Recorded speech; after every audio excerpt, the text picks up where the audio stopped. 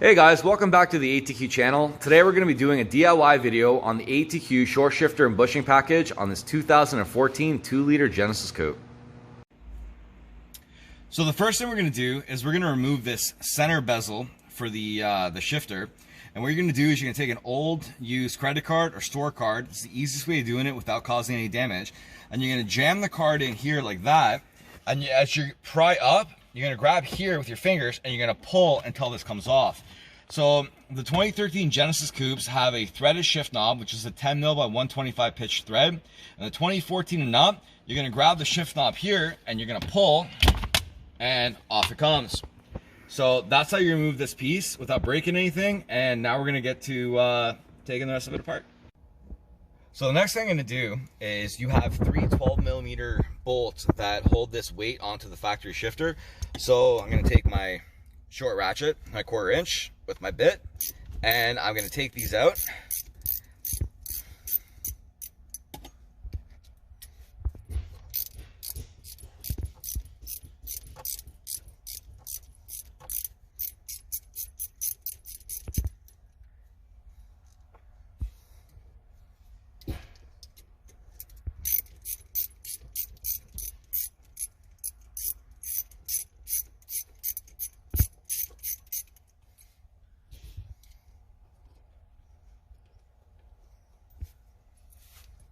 And pull the weight off, and now the weight's off. So now you have four 12mm nuts inside. This is between 2013 and 2014. This will be different. Some will have it up top, some will have it on bottom. All the gens from 2010 to 12, you'll have these four nuts on the bottom of the car. So I'm gonna leave this for now because I have to disassemble everything underneath. And once I have everything underneath, we're gonna get back to this and take these nuts off. So the next step I'm going to do is I'm going to take off this aero plate that covers the transmission that bolts up to the subframe. This is mostly on the 2014 NUP Gen Coupes. Any Gen Coupe before 2014 won't have this. If you do have it, remove it, because what it does is it traps all the dirt, salt, and whatever during the winter, summer driving, and it'll actually degrade and rot out the aluminum on your transmission, and it just makes your life harder when you want to do a clutch or something like that. So even with this job here, we're going to take it off and we're not going to put it back on. So the next thing I'm going to take off, or well, kind of take off, is I'm going to unbolt the heat shield for the exhaust. Because once you unbolt the exhaust heat shield, you have a lot more room to access the shifter bushings, the bolts and nuts, and it'll be a lot easier for you to put the shift kit back in your car. Same principle applies for the 2 liters as well as for the 3/8. Doesn't matter what year you have.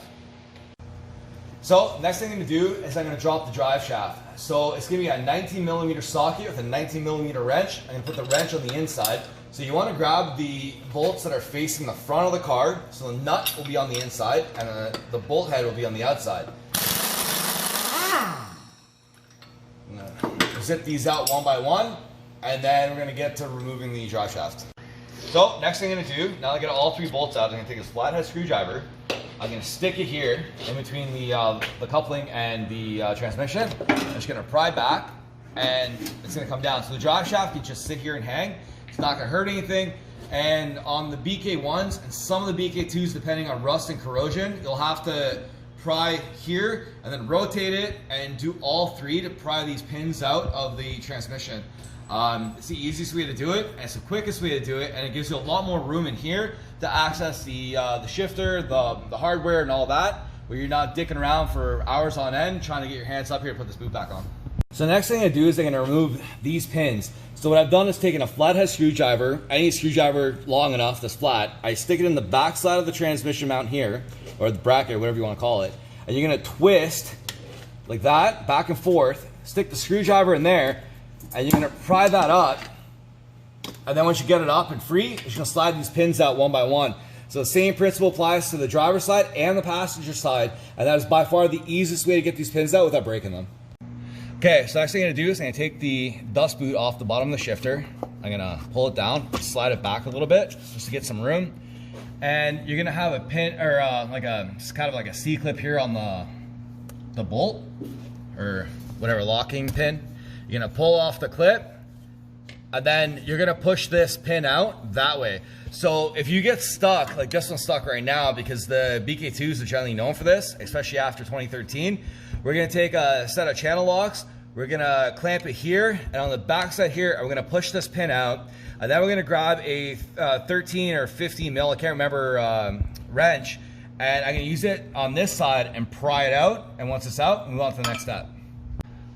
All right, so I've used the channel locks. I pried it free a little bit, so I'm gonna use the wrench, if I can get this in here. Sorry, we got a camera in the way a little bit, so it makes it a little bit more difficult. I'll show you guys. I'm gonna pry this pin free, just a little bit. I'm gonna put it in like that, and this one's a 13 mil, so 13 mil will work. I'm just gonna pry it back and pull out and get this pin out. If you don't do it this way, your life's gonna be hell. So I would recommend following these instructions. Again, this is primarily on the 2014 and up. 2013 and under generally don't have this issue with these pins. And the reason is that on the shifters, they changed the bushings at the base, and these ones have a tendency to flex, causing this pin to stick. So now I'm gonna take off the 4 12mm nuts. So again, on the 2013s, you're either gonna have them up top or on the bottom. The 2010 to 12s will be on the bottom, and the 2014 and up, generally you have them on the top depending on which transmission you have. So I'm gonna take the impact wrench. You can do this with a regular ratchet. I just prefer to use the gun because it's quicker.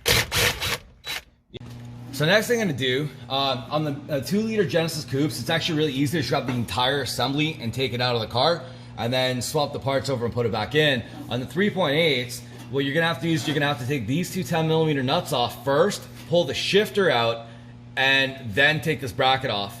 On any 2-liter, you're just gonna go like this, and pull it down. I'm gonna pull it out. I'm gonna bend it all in funky ways.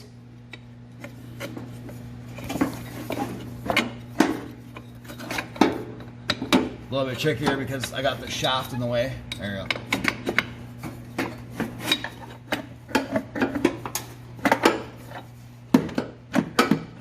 And you would figure for the video, it's gonna be a little more problematic, but long story short, I'm not gonna video the whole thing because it's gonna take me a minute, but I'm just gonna take this, twist it towards the passenger side, and we're just gonna pull it out.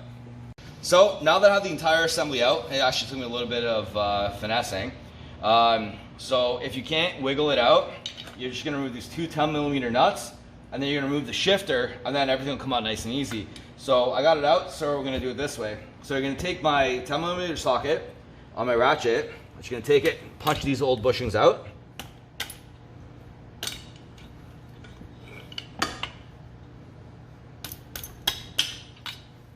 Those two are out.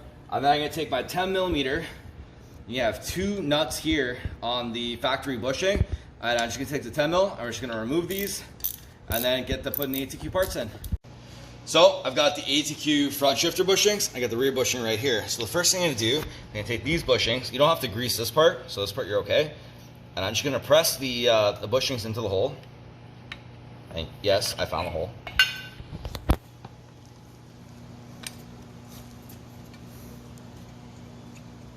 So they're in there nice and tight. And then when I do the rear bushing, when I put the rear bushing on, I'm gonna slide it on like that, and then lock it in. So what you wanna do with this is, you see how you have this kind of like lip here? You wanna make sure this bushing is completely parallel with this lip when you tighten down the nuts. If it's not, you're gonna have shifting issues, and as long as you line it up when you're tightening down, you're good to go. So I got a little ahead of myself, and I forgot to video this portion, but I got the shifter out. So those two 10mm nuts here come out. This plate literally slides off the factory shifter. And then you have two O-rings. One will sit in this groove, one will sit in this groove. So you can grab a pick like this, you can get underneath, you're gonna pull up, you're gonna drag it across the side and pull the O-rings off. And then once the O-rings are off, you're gonna take the cullet, which is what this black thing is, and you're gonna slide it up, and you're just gonna pull it off, and this is gonna transfer over to the ATQ short shifter. So here, I've got the ATQ shifter. Looked like it's damaged, but it's just grease. So if you look at this cullet, you have the rough edge which kind of points out, and then you have the flat edge. So this flat edge actually goes on top. So you're gonna put it down this way with the pointy edge facing the bottom of the shifter. So you're gonna take it, and don't be scared because it gets kind of iffy if you've never done this before. So you're gonna take it, you're gonna force it over the top and stretch it. You're gonna pop it over. And then once I've got it popped over, I'm gonna take my high temperature ball bearing grease. I'm gonna grease the pivot ball for the shifter so that it glides properly. And a lot of people use like lithium grease or whatever. I don't recommend it because it wears out. High temp ball bearing grease lasts forever, and it doesn't burn out from heat and cold, and doesn't trap dirt and stuff, and it's just better. So now I've got it on there. I'm gonna take the O-rings, I'm gonna slide them over, and I'm gonna clip them back into these slots once I clean my hands off a little bit. And then I'm gonna get to putting this back on. And you have the flat washer, like an O-ring. This is gonna go onto the backside, so you can do it from there, but I don't just put it on top. And I'm gonna slide this down and get it ready to put back into the shifting assembly. So now I'm gonna take the shifter, I've got it all assembled. So as you can see, I've got the O-rings onto the cullet, holding everything nice and snug. I got the flat O-ring on top, the grooves on the bottom. So now we're gonna reinsert it in the hole. So the ATQ shifter, you have to install it from the bottom. You can't do it from the top. So don't do what some people did where they try to use the sledgehammer to bang it through, because you're just gonna break everything. And then you have the O-ring here, and see the O-ring's kind of oversized, which makes this really frustrating, especially if you're doing it underneath the car when you disassemble everything. So I recommend doing it off the car if you have the availability to do that. And we're gonna get this through here once I stop messing with it.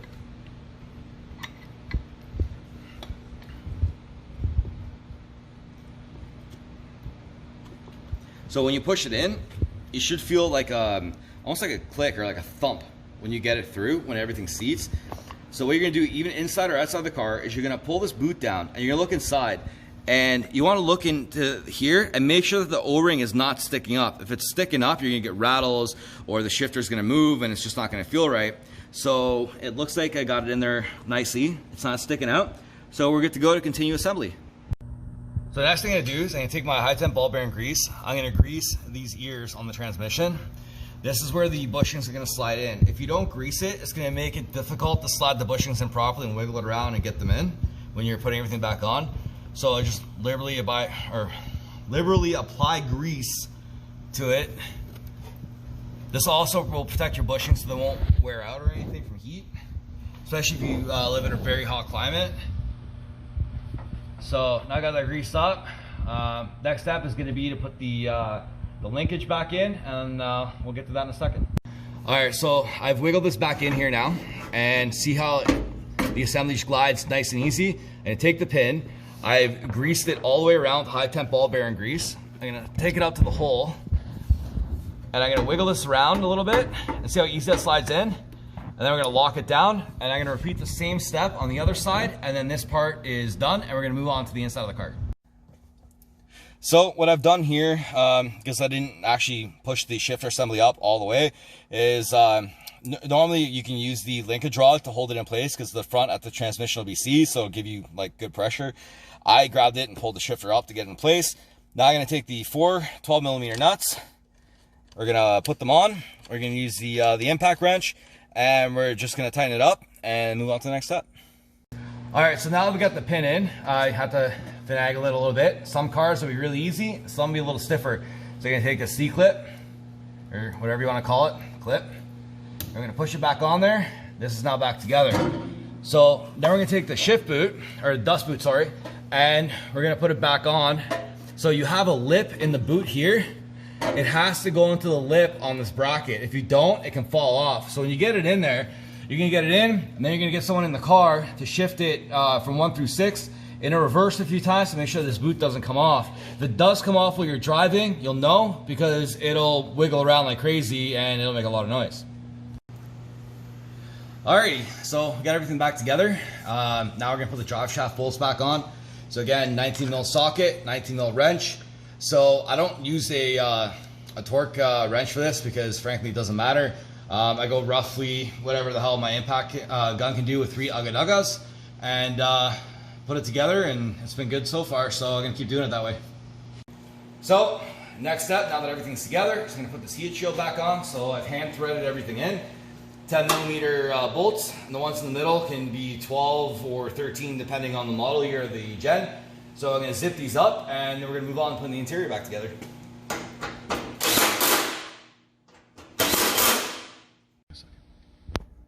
All right, so now I got everything together, You're gonna take the center console and put it back on. So the cars that have heated seats, you're gonna have 2 clips on either side that have to clip in on either side of this cover. And you're gonna take it, you're gonna slide it from the front first, then you're gonna push down on the back side, and it's in. So all we really have left to do now is put a knob on this, and she's done. All right, well, Chris just got back from his test drive with the ATQ short shifter, shifter bushings, and subframe collars on his 2014 Gen. So we're gonna do a quick review to finish off this video. Well, partially finish off this video. So Chris, what do you think? It feels great. Shifting's a lot tighter, a lot more precise. It feels like a new car. Shifts like it should have from the factory. How are the collars? How's the cornering on the roundabout? Took that roundabout, car felt stiff, felt like I could control the whole thing around the corner, so much better. I guess that's a another happy review. 2 thumbs up.